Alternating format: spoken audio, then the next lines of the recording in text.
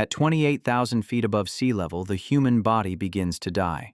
Every breath delivers less than a third of the oxygen your brain needs. Your blood thickens, your mind fractures. Climbers call it the death zone, because that's exactly what it is. In May 2006, an Australian mountaineer named Lincoln Hall reached the summit of Everest. It was the achievement of a lifetime. The descent would nearly cost him that life. Lincoln Hall was 51 years old. He had attempted Everest once before, in 1984, as part of the first Australian team to climb it. He had turned back. 22 years later, he returned. This time, he made it to the top. But reaching the summit on Everest is only half the battle. Most deaths happen on the descent. The body is exhausted, oxygen is running out, and the mountain doesn't care how far you've come. As Hall began his descent from the summit, something went wrong. He started to slow, then to stumble, then to stop making sense. His climbing team grew alarmed. They didn't know it yet, but Lincoln Hall's brain was beginning to swell. Cerebral edema.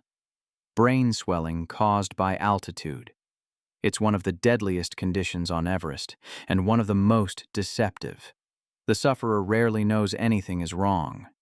The brain, as it loses function, convinces itself it's fine.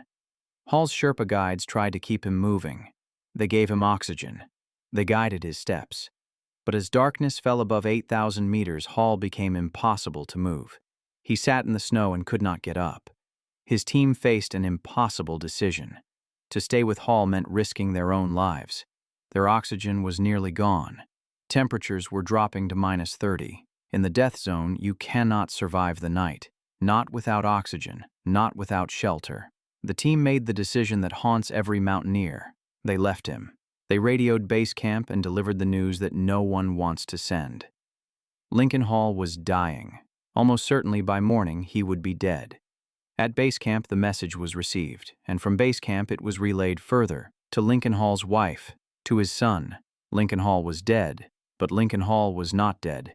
He was sitting in the snow at 28,000 feet, alone, without oxygen, without shelter, in temperatures that should have killed him within an hour. And something extraordinary was happening inside his brain. Doctors later theorized that Hall's body entered a state of profound hypothermic protection. As his core temperature dropped, his brain's metabolic rate slowed dramatically. Less oxygen needed. Less damage done. The cold that should have killed him was, paradoxically, preserving him. But there was something else happening. A neurological phenomenon that would have looked to any observer deeply disturbing. Lincoln Hall began to remove his clothing, in -30-degree temperatures, on the side of Everest, in the middle of the night. This is called paradoxical undressing. It occurs in roughly half of all severe hypothermia victims. As the blood vessels near the skin suddenly dilate, the dying person experiences an overwhelming sensation of burning heat. The brain, deceived by its own failure, believes it is on fire. Hall spent the night hallucinating. He later described visions of extraordinary vividness. People who weren't there, conversations that never happened, sensations completely disconnected from reality. His mind had left Everest entirely. Only his body remained. Dawn came. The temperature impossibly had not killed him. The oxygen his slowed brain demanded had been just barely enough. Lincoln Hall had survived the night in the death zone, alone, without oxygen, without shelter. This should not have been possible. The following morning, a four-man climbing team led by American Dan Mazur was making their own push for the summit. At approximately 7 a.m., at nearly 28,000 feet, one of the climbers saw something that stopped him completely. A man, sitting upright in the snow, jacket open, gloves off, staring into the distance, alive. Dan Mazur approached him carefully, the way you approach something you cannot quite believe, and Lincoln Hall looked up at him, and with the calm, perfect clarity of a man having morning tea, said 7 words that have never been forgotten. "I imagine you're surprised to see me here." Mazur's team faced an immediate decision. They were 300 meters from the summit. They had planned this expedition for months. This was their one shot. But Lincoln Hall was alive, confused, and would not survive another hour without help. They gave up the summit. Every one of them, without hesitation. Dan Mazur radioed base camp immediately, and the message sent shockwaves through the entire mountain. At base camp, the radio crackled to life. A voice said words no one expected to hear. Lincoln Hall is alive. He is alive at 8,700 meters. We need rescue. A rescue team of 11 Sherpas began climbing immediately with fresh oxygen. Meanwhile, Mazur's team wrapped Hall in whatever spare clothing they had, gave him oxygen from their own tanks, and began the impossible task of keeping a man who had survived the night on Everest alive for a few more hours.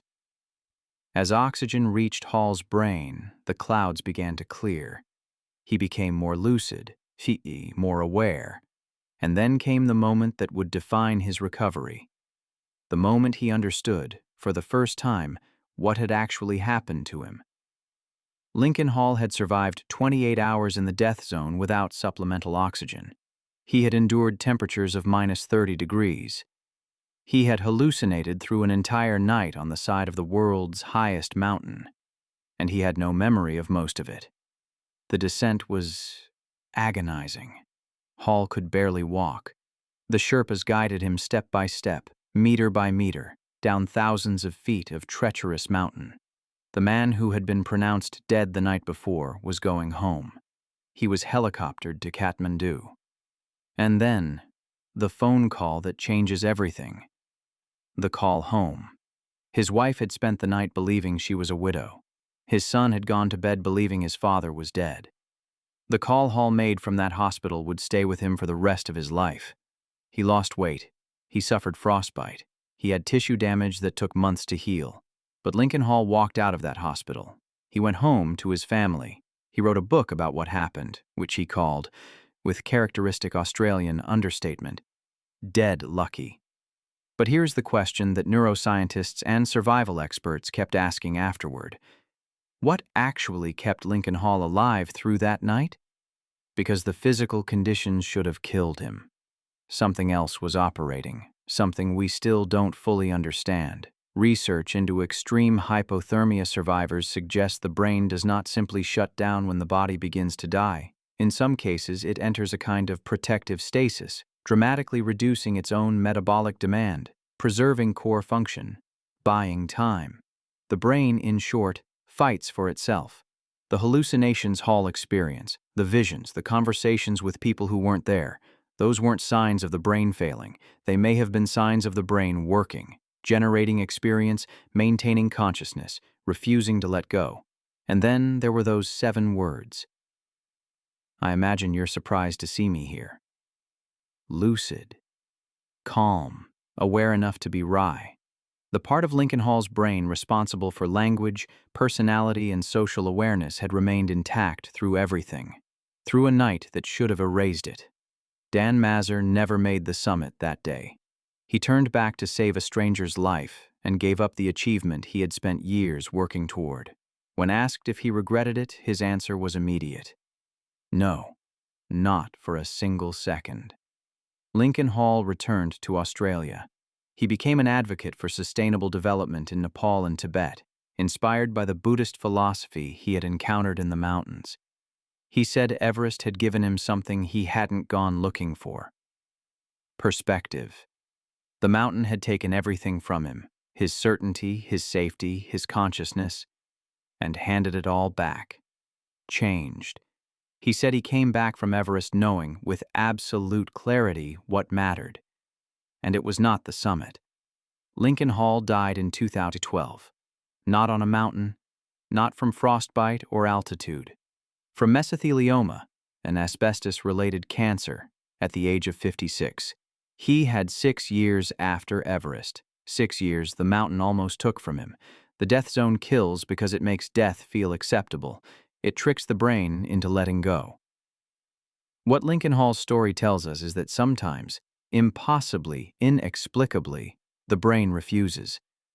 That refusal, that last defiant spark of self-preservation, is what neuroscientists are still trying to understand. And perhaps that's the point. Some things about human survival exist beyond what science can fully explain. That's last chance survival. Enjoyed the video? Then please like and subscribe to the channel.